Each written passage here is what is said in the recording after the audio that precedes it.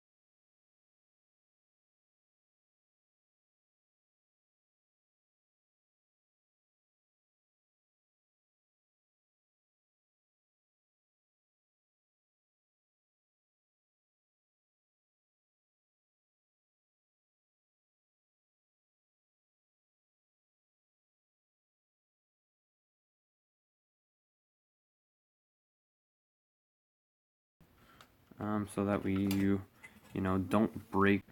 Okay, so once you get those out, you can just have the motherboard, set that right there. You can also take out the other controller port, and we'll just go ahead and set that to the side. And then before I work on the motherboard, I'll just go ahead and I'll get these all out of here, which is actually really simple. There's 2 screws holding this down also. And so first just go ahead and take this one out.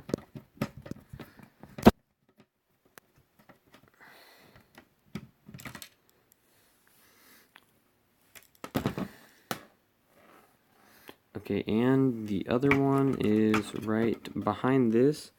I know it's probably hard to see. Try to get my camera to focus in on it right there. So just go ahead. Be very careful while doing this, but get your screwdriver in there. And you do not have to go this in depth if you're just looking for cleaning, unless one of these buttons is broken. But yes. So there we have it. Oop, almost.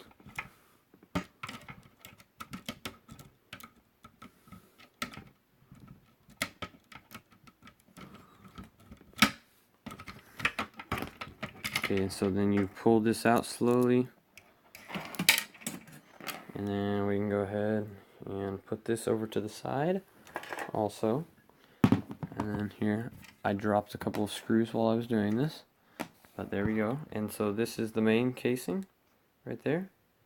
And so now that it's empty, you can actually watch this with like soap and water if you'd like. Get all dirt and grime out if there is any. But I'm just going to go ahead and set that to the side. And then we have our main motherboard right here. As you can see, so what I'm going to do is I'm going to go ahead and flip it over. This metal shield right here. All you got to do is slowly lift up on it, and then it comes right off. And then I'll go ahead and set that to the side also. And as you can see, there's all these chips, but we will worry about those in a minute. So to get this off, it's really simple. You just push right here, and then push off this side, and there you have it. On the top right here where my finger is, that is where the cartridge goes into, and then this bottom one that has both these pins goes onto that. And so if you're having trouble, you'll definitely want to clean this part, and I would suggest actually sitting this in some white vinegar for about 10, maybe 15 minutes, and then it'll get all the stuff off of it, and then pour some baking soda on it to neutralize that. And then you can also rub it with isopropyl alcohol, which is what I will be doing here in a minute. And you can also clean that right there, those pin connectors, and on the back of the pin connectors. But what I'm going to be showing you also is how you can disable the lockout chip, which I have already done. And you know, you might think, okay, well, I'm going to actually need a soldering iron for this. Well, although it would be very recommended, if you're in a pinch, you take like one of these and just pry one of the legs out. So if you can see right here, let's get this focused. There's 1, 2, 3, and then 4 legs right here. Right here on this leg, so you see this little plus sign, it's going to be the one very to the right of it. All you got to do is get behind that and pry that out. What that does is it completely disables it. So you see this one's pretty messed up. Someone before me tried to pry this chip out, but I got this leg out, which is actually connecting it to the power source, and that just completely disables it. So it works fine now, even though it does look very messed up. I would recommend soldering it though, so if you go ahead and you look, it is these solders right here that you'll be desoldering. But I don't have the correct equipment for that, so I could not show you how to do that. And then also this is just useless, you don't need to clean this out whatsoever. And so we're going to go ahead and we're going to start cleaning out the pin connector. And so what I'd recommend for this also is some isopropyl alcohol. You know, you can just go buy this at Walgreens, Walmart, any real store. And then also what you're going to want is probably a soft bristled toothbrush right here. It's not very hard bristled, so you don't want to scratch all the stuff, but it's very soft. And so what we are going to do with this is go ahead and open this isopropyl right here. And then we're going to pour some of this onto the little toothbrush right here. So not a lot, just a little bit. Just enough, you know, get it nice soaked up right there. Kind of get it like that. And then right here, what we're really going to focus on is the top part. And so you don't really need to worry about drying this off all that well. Just don't soak it. But it actually dissolves pretty quickly. So what you're going to do is go ahead and you're going to really scrub inside of this boy right here. So here, I'll try to get a little bit of a closer view for you. And you're just going to sit here and scrub it back and forth. Now it's a little hard for me to do with one hand, but you just want to sit there, scrub into it, and then you should be able to get most of the dirt and grime out of there. Also, you know, like I said, soaking it in some vinegar does get most of the stuff off of it, but this helps get like deep in there and just really helps clean it out. And also, you might want to go ahead and just get these bottom ones just to make sure it has a clean connection, which they shouldn't be too dirty, but you can never be too sure. And then also what you can do is come over here and you're gonna scrub this right here, and then flip it over and go ahead and scrub the other side just in case it does get dirty, because that can still affect the connection. And so now we will just go ahead and we will start reassembling it. So like I said, the two connectors go on the bottom, because this is where the actual cartridge goes on it. And so it is a little bit more difficult to get back on whenever you take it off, but just realign the pins and then push from both sides. So push that side on a little bit, push this side on a little bit. You know, you got to find the happy medium. But once you do that, you can go ahead and get this thing back on there nice and smooth. Make sure it's all aligned and centered up. And then, you know, you can still give it a nice little scrub whenever it is. Alright, and so with that, we're going to go ahead and actually first, I'll show you right here. This is where the buttons are, and so if you need to, you can actually take these off and clean them, but you do not have to. You can just, once again, here, I'll show you. Get your trusty old toothbrush. Oh yeah, by the way, don't use the toothbrush that you use to brush your teeth with. That would not be very appealing, but you can just wash that off. And then, boom, it's good. And so what we'll do is we'll go ahead, we'll grab the case again, and then scoot that out of the way a little bit. You want to go ahead and put these back in. So make sure you get them inside of the snug, and then once you do that, go ahead and press them down. Make sure that they still function, you know, because you don't want to get it all together and then be like, hold on, why isn't one of these working? Okay, and so then we're going to go ahead and grab these, and so if I lay these out right beside each other, you can tell what I'm talking about with the cords. You can tell that this one right here definitely has a shorter cord than this one. So the one with the longer cord is going to go in the second player slot right here. And then go ahead and put the one with the shorter cord back into slot 1. Alright, and then we're going to go ahead and get this shield right here. And make sure you get this part right here aligned in there good, because otherwise that can mess it up. So if you flip it over, you know, you want to make sure that everything fits on nice and snug. It's not moving a lot. It's on there good. Then you're going to go ahead, set it back down, or you can also flip it over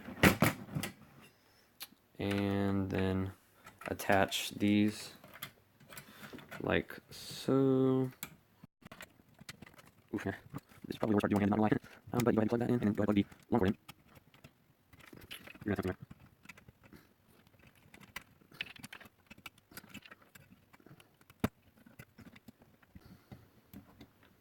Okay, well, after a little while of trying right there, I realized I was an idiot trying to put it on backwards. So do not put it on backwards. I repeat, that will not be fun.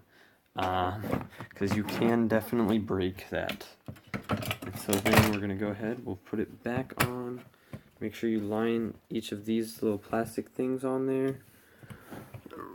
That one just fine. And then we'll go ahead, grab this cord also.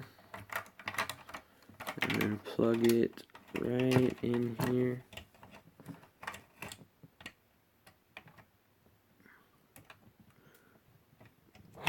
See, like that. If you're trying to get it in and it doesn't work the first time, you might have it in backwards, so go ahead and try it the other direction. That way you don't, that way you avoid putting too much force on it and possibly breaking it. And then we'll just go ahead, slide this back in there, and put these on there.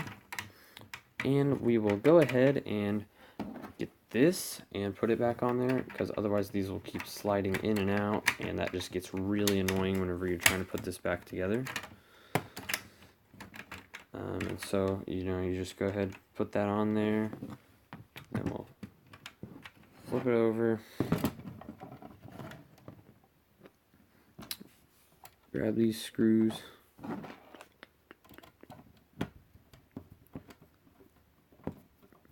oh, and be very careful with these ones, because if you tighten them just like barely too hard, then it can crack this plastic, because it's very, very fragile plastic.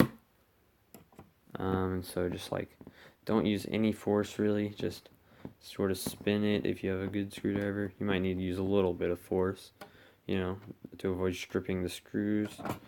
But otherwise, you know, you got it good. Make sure they're still snug, you know, you just don't want them in there tight. And then we'll go ahead and flip this back over. Make sure everything's nice on there. Make sure that's good. Everything is still working. Yep, we got it all good and on there. So with that, we will go ahead and tighten. That will probably be easier one-handed. And then we got that in there. Yeah, make sure this didn't come off or nothing. Alright, grab another one. And if you have a magnetic screwdriver, this will probably help you, because you can grab it like this and then slowly put it right on there before you screw down it.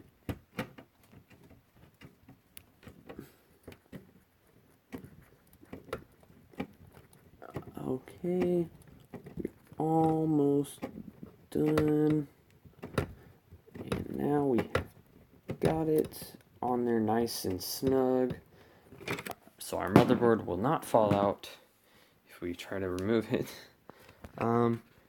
Next step, we'll be putting this back on. So, you know, we're gonna go ahead, have it up a little bit, kind of slide it on there, and then make sure you can push it down still.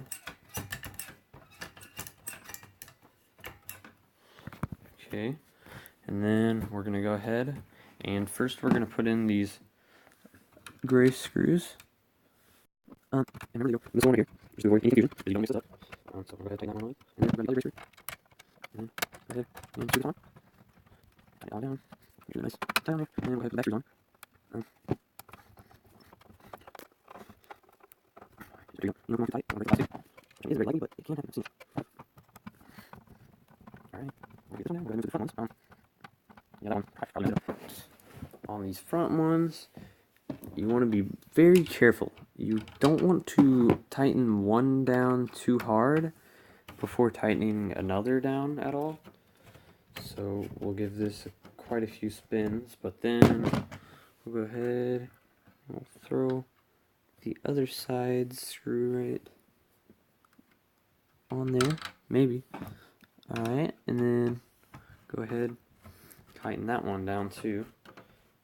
But beware on these ones, you don't want to tighten them down a lot.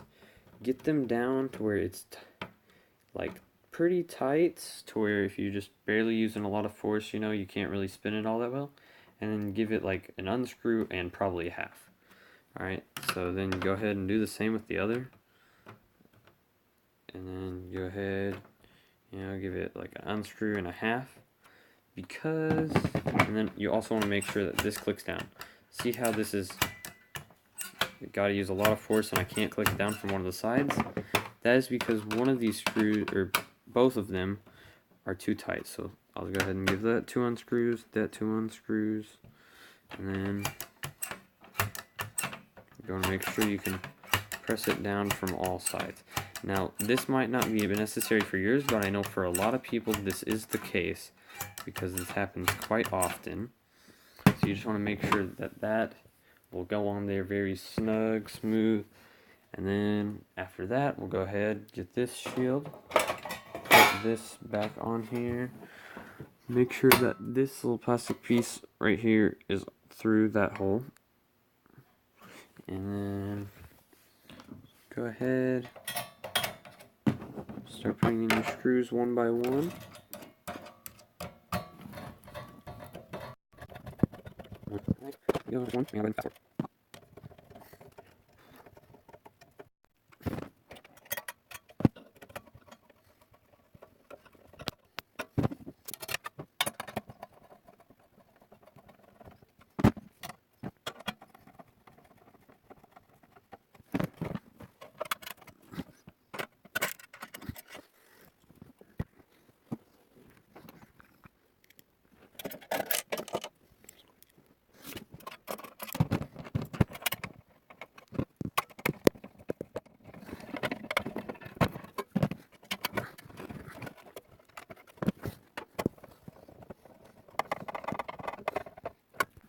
Okay, so once you're done screwing those down, you can move on and you can reattach the case, but as you can see, this one, it looks pretty nice. There's not a lot of yellowing, but I know that is a very common occurrence on them. So if you are working with a yellowed NES and you don't want it to be yellowed anymore, you can buy some of this. Now you can get this at a local salon or a Sally's Beauty Care, and pretty much what this is it's like hydrogen peroxide. And so what you will do is whenever you get and like go buy some of this, you're gonna, first of all, you're gonna want to clean all of this. You know, you don't want it to be very dirty at all. You want it to be as nice and clean as you can get it, so that way it doesn't look any more yellowed. And then what you're going to want to do is you can either saran wrap it and put it out in like sunlight, or you can make yourself one of these. Now, this is just filled with aluminum foil. You know, it's nothing really special. But what you can do is you put some UV lights all around there, like a string of lights. You wrap that around there, and then you put some parchment paper over that, or like wax paper, whatever you really have. And then you can set this covered in that hydrogen peroxide with some saran wrap in there, turn on the lights, and then leave it for about 24 hours, and it won't have any more yellowing.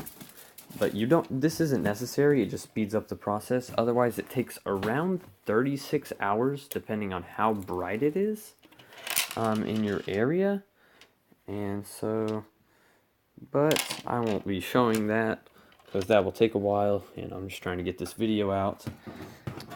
So what we're gonna go ahead and do, get all of our screws.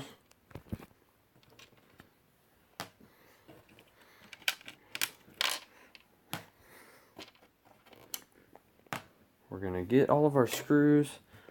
We're gonna go ahead and set this down on there.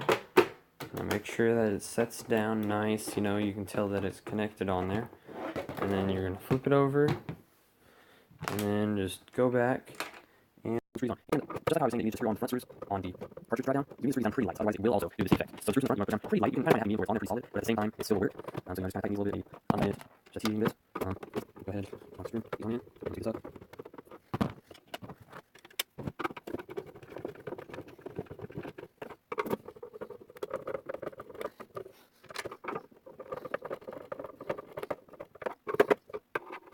All of those nice and tightened in. You can tighten the back ones as much as you'd like, but make sure the front ones, you want to make sure that this will click down and out nice and easy.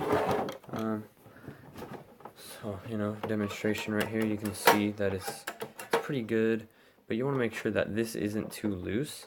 So I think this is pretty nice. I'll go ahead and grab my Teenage Mutant Ninja Turtles game. I'll put it in there, you know, just to make sure. Well, here, let me put this back. And that was my bad, I didn't push it in all the way. As you can see, it clicks in pretty nice. It isn't getting stuck at all. And so that means we got it all nice.